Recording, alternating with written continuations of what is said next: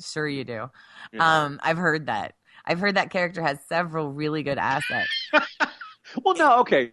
The episodes that I've seen, she's written as this like very snarky wise ass. Uh-huh. So I kind of figured to add to the mix, and I too had selected Eliza Dooley. Selfie seems like it started out with what could have been a very broad, a concept that could have gone wrong very badly. They could have played these characters as stereotypes, and instead they really added a lot of heart to them. And of course, naturally, it's canceled. Of course. You might be able to find most of the 12 episodes they made on demand. All my favorite shows are like 12 episodes, 13 and then episodes. yeah, The the same comes thing down. has happened to me over the years. I've lost some shows that way. The first one I actually remember losing that way, believe it or not, was a Jason Bateman spinoff called "It's Your Move," I think. Interesting. And I've never they heard only, and I that. don't even know that because I remember at one point there was a cliffhanger at the end of season 1, but then there wasn't season 2. Ah, And it was one of those things that, I was fairly young, I think. I don't really even remember. It must be. But I remember being so upset. And of course, this was way before YouTube and, dinosaurs roamed the earth and whatnot. And I kept thinking, like, how am I ever going to see this? And one of the first things I did when the internet. they invented the internet. Now I can see that show. Pretty much. Yeah. That was one of the first things I did was see the end of that show. Excellent. I was going to say, tell me about it when it comes to shows that end on cliffhangers and don't get any resolution. My understanding is that the much derided NBC late '80s shelf ended with him being caught by the government with the expectation that the next season they would resolve the storyline, and they never got the next season. Wait, which one was this? Alf, remember the puppet alien yeah, used to eat cats? I watched well, that. apparently he's locked up at Area 51. That's his fate. Yeah. They never, dude. Now, see, there's a movie they should redo because let's face it, it's Alf, and they could actually recreate the Alf scenario and solve the Alf situation and get him out of Area 51. They could do that. Also, the other great irony of that show, and this is what happens when you read sites like Cracked all the time. My understanding is that almost spends his day. No one on that show went on to do almost anything ever again. Wow. Meaning that, and this theory is that because it's a puppet and because they had to build a special set and all kind of technical issues and stuff like that, that the people on it, like they may have done like 1 or 2 TV movies after that or something. But it was such a pain in the neck, it scared the cast off acting forever. Are you saying that Mark Wahlberg might never do a movie again after Teddy? Okay, all right, so that's where we'll draw the line.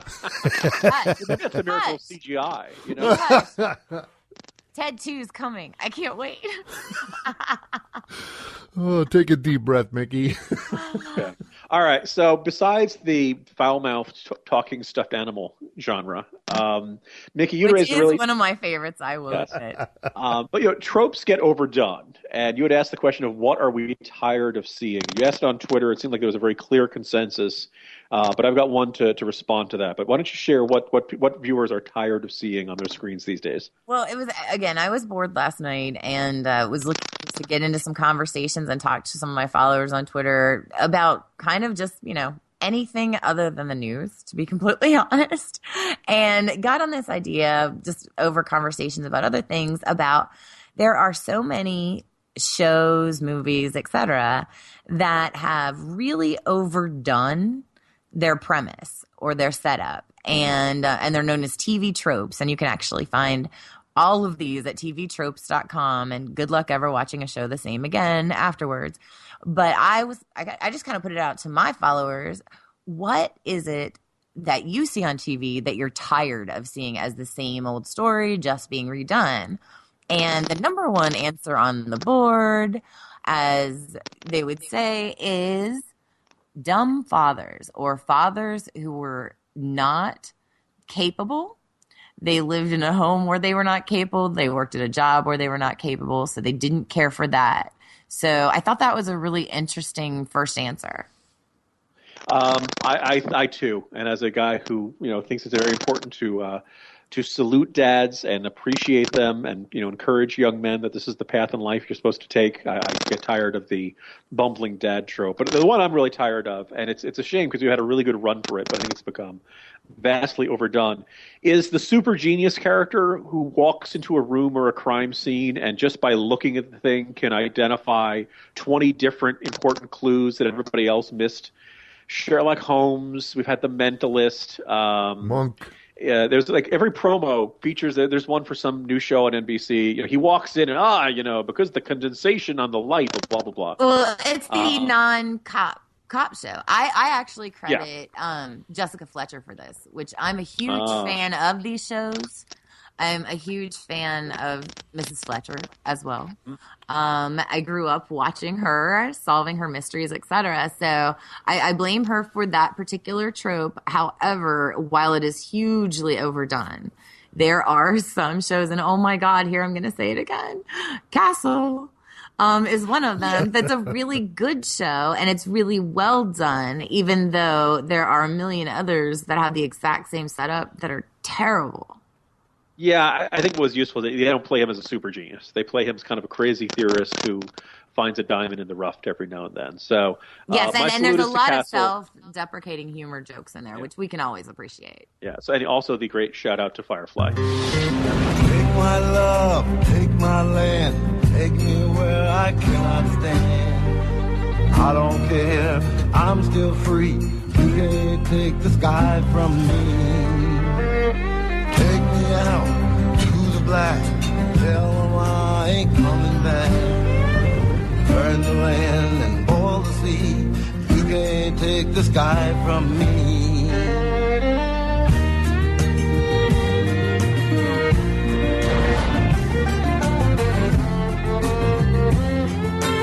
There's no place I can be since I found serenity. You can't take the sky from me.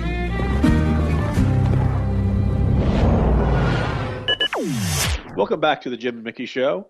I am Jim Garrity, joined by Mickey White. And right before the show, Mickey, you sent me a message of, here's something we should talk about. And the words that I have on the screen are really weed god, booze traveler. And I just want to let you know, either you have really original ideas to discuss or you're having a stroke. Autocorrect. Autocorrect is also, in that could be autocorrect. What's that? It could be autocorrect. That would make sense. Okay, first of all, I will explain the message. And go ahead, read that again, Jim. Okay. Would you like to begin with weed god or booze traveler? Weed god, booze traveler. Okay, I just want to clarify what that was. And also to our listeners, these are what our, quote, show notes look like. You need one of those super genius television characters from the last segment to decipher, what she meant to say. Yes. We need a screenshot, and we need to send the screenshot to Damn You Autocorrect website. Then everyone can laugh about it. There was nothing in there that needed autocorrecting. So I cannot say that. In fact, okay, let's start out with the booze traveler. We were talking about TV shows, and I always find it fascinating what I learn from reality TV. And I don't mean the Kardashians, although I'm certain there are certain life lessons you could learn from watching that as well. What I mean is by watching a lot of the travel shows and seeing different cultures. I'm all into the, man versus food and the guy who eats the weird stuff and, all of that. And there's a new show out there called Booze Traveler. It's actually, I don't know if it's new or just revamped. It seems more interesting this go around, so I'm guessing a new host. And he travels around the world to different countries and imbibes on whatever alcoholic beverage they use to get intoxicated. And so in every country it is different, and in some countries it is fascinating what they use and what they drink. Obviously, a trip to Ireland gives you the results in which you would expect. He gets drunk, drinking a lot of beer and whiskey. But this week I caught the show, and he was in Nepal. Now, Jim, have you ever heard of the show, or have you ever seen the show? I have not. I've heard of Nepal. Okay, well, let's start there. What do they drink in Nepal? In Nepal, there's a lot of different things that they ferment and drink, but they make mostly rice-based liqueurs. Okay. So there's either, they kind of have a rice-based sake almost style vodka, and then they have a rice-based beer thing as well. That's what they drink on the general. Like if you're out having a happy hour, that's what you're drinking. One of the most interesting things I learned is that you drink based on what your family drank. So, if your family had one cocktail, that's what you drink. What if you grew up in a teetotaling? Then you don't get to drink either. And now they're, as certain generations have started to match, or mesh a little more, but it's still forbidden in many areas of the country. But some people can only drink one kind of drink and not the other. No joke. So that was fascinating in and of itself. You can learn things from reality TV. But then they go to another part of the country where they are celebrating the festival of Shiva. Now, I'm sure you've heard of the Hindu god Shiva. Oh yeah, but look, right? Come on. We've watched Indiana Jones and the Temple of Doom. Okay, or you've watched The League. And there you go. That's the name of the trophy. Whatever, we obviously, you and I obviously go the same way when thinking. Let's try to handle this with great sensitivity to all of our Hindu listeners. By the way, yes, and to all of our Hindu listeners, I'm about to apologize to you in advance if you find this offensive. I found it completely fascinating, and here's the thing: it is my understanding that Shiva is considered the god of cannabis. And was initially recognized coming out of the forest, basically smoking a bowl, and offered this as a natural healing property solution to the people. So they have a celebration over there every year, where they are allowed to consume on this day with certain holy people who use it in ritual all the time. Again, they serve it both in smoke form and in a tea form as well. But it was fascinating because the host imbibed his response about what you'd expect. He got very snacky, we'll say, at the market.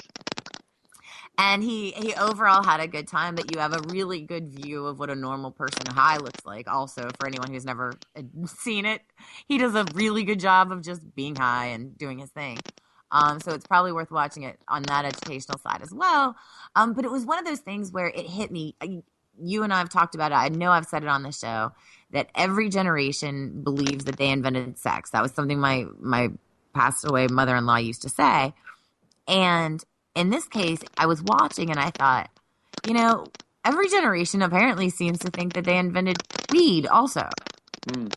When in fact, clearly following the Hindu practices and their religion and, and again, it's as much as part of their religion as wine is a part of a Catholic ceremony. Or, the taking of, in some cases, the wafer cracker that they put on your tongue as part of communion. The host, yes. It is legitimately equal to that in their religion. And so, going back to all of that, this has been going on for thousands of years, people. It's really only been illegal since 1937. So it's one of those things where I find myself very torn between just general common sense and where the libertarian strings start to pull at me even harder, where I say, you know what, this is crazy, absolute crazy talk, but I'll tell you what, I found this to be absolutely fascinating. Had you ever heard the story or the connection or any of this before? I have not. I got to say that I am a little bit wary of anybody who I'm going to be crazy enough to speculate that your gateway drug to a particular religion should not be an actual drug. You're suggesting that smoking weed could lead to more Hindus? Exactly. Yes. Nice. Now who is offending our Hindus? Well, no, okay, because here's the thing. Because we've seen those types, the guys who really get into Rastafarian faith because the Rastafarian faith. Oh, and that was the other fascinating. Or peyote because of Native American beliefs. Peyote, that's right, the little mushroom things. Yeah, yeah, the peyote out in the desert. There are certain sects that have involved the consuming of particular substances to cause, often a mind-altering effect, and they feel it puts them in communication with God. Marley. Interesting. You should bring up Bob Marley. Okay. Because there are some who believe, and apparently, fringe groups, etc. But there are some who believe in fringe groups that he very well may have been the son of Shiva. Okay. Yeah. Ooh, who gonna- made Jim Carrey speechless again? Now all the I Bob did. Marley fans are all Last offended. night, I made Gay Patriot speechless, and I felt like I won Twitter. I just made you